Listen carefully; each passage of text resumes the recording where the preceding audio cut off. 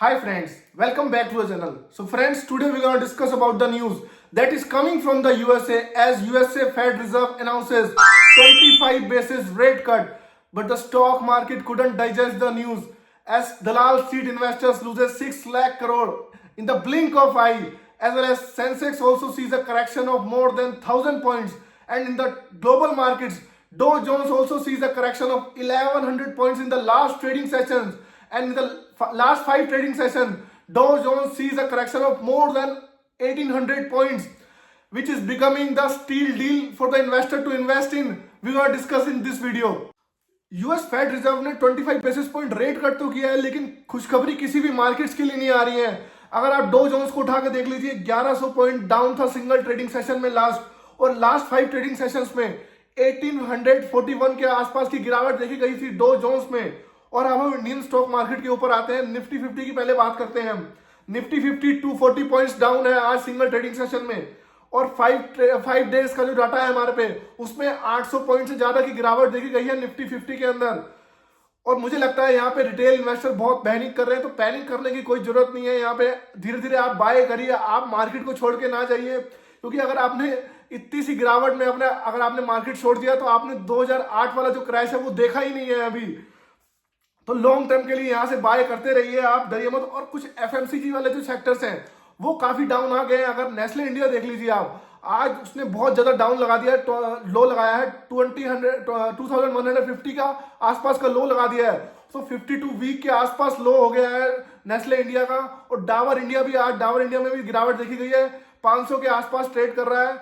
और जो Avenue D mart है उसमें भी गिरावट, रिलायंस इंडस्ट्रीज में भी गिरावट। मतलब जो हमने लास्ट जो 10 बेस्ट स्टॉक्स डिस्कस करे थे उस सब में गिरावट हो रही है। लेकिन मुझे लगता है यहां से बेस्ट अपॉर्चुनिटी बनती है उन स्टॉक्स को बाय करने की।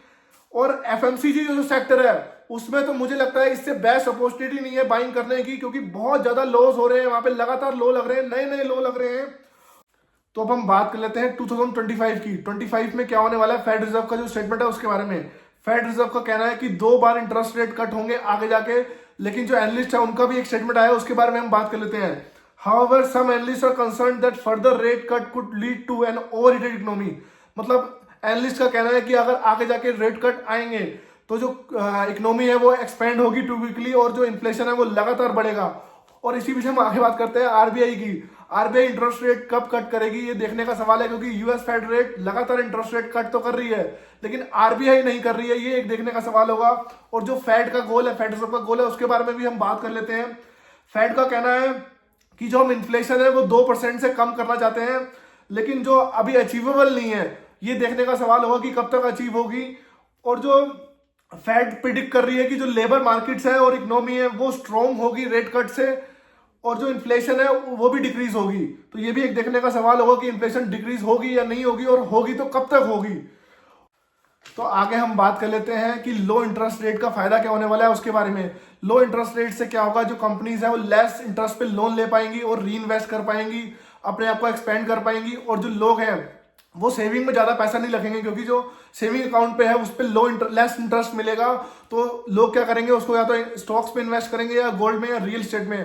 तो जो सेविंग अकाउंट से है वो पैसा मूव होगा अगर लेस इंटरेस्ट रेट होंगे। और इसी बीच हम आगे बात करते हैं जो दो भाई हैं जोमेटो एंड स्विगी, उसके बारे में। तो अभी अभी जो देखा है, स्विगी की जो लिस्टिंग हुई थी वो बड़ी धमाकेदार लिस्टिंग हुई थी, क्योंकि जब से लिस्ट हुआ है तब से ऊपर ही जाया जा रहा है। अभी 600 के आसपास ट्रेड कर रहा था, और जो एक्सिस कैपिटल है उन्होंने 640 के आसपास का जो है टारगेट प्राइस दिया था। और मुझे लगता है यहाँ पे अगर मैं पर्सनली होता तो मैं इस स्टॉक को बाय नहीं करता, क्योंकि जो कंपनी है वो लगातार लॉसेस में चल रही है। तो जो एक्सिस कैपिटल ने जो टारगेट प्राइस निकाला है वो फ्यूचर को देखते हुए निकाला है, पर पर्सनली मुझे लगता है यहाँ पे कंपनी लॉस मेकिंग है। इतनी हाई वैल्यूएशन हो रहे हैं जितना जितना प्राइस मूव हो रहा है, क्योंकि जो रिटेल वाले हैं वो लगातार बाय कर रहे हैं स्टॉक को। पर रिटेल को ये भी देखना चाहिए, जो कंपनी है वो लगातार लॉसेस में है। हम लॉसेस के जो नंबर्स हैं उसके बारे में बात करते हैं। 2024 में जो स्विगी को लॉस हुआ था वो 2000 करोड़ से ज्यादा का हुआ था, और 2023 में 4000 करोड़ से ज्यादा का लॉस किया था स्विगी ने। और 2022 के नंबर्स पे भी आए थे, उस पर 3600 करोड़ से ज्यादा का नुकसान कंपनी ने बियर किया था। और इसी बीच हम आगे जोमेटो को डिस्कस करते हैं, जो जोमेटो के नंबर्स हैं हमारे पास उसके बारे में बात करते हैं। जोमेटो ने 351 करोड़ का प्रॉफिट किया था 2024 में। ये कंपनी जो है 2024 में ही प्रॉफिटेबल थी, और जो 2023 में है जोमेटो के जो नंबर है हमारे पास 971 करोड़ का लॉस किया था कंपनी ने, और जो 2022 के नंबर है हमारे पास वहां पे 1200 करोड़ का लॉस किया था जोमेटो ने। तो आप कंपेयर कर सकते हैं कि आपको स्विगी का शेयर बाय करना है जोमेटो का। पर्सनली मुझे लगता है अगर मैं खुद बाय करने जाऊंगा तो जोमेटो का बाय करता, लेकिन मैंने कोई बाइंग नहीं कर रखी है। आप अपने फाइनेंशियल एडवाइजर से जरूर पूछें बाय करने से पहले।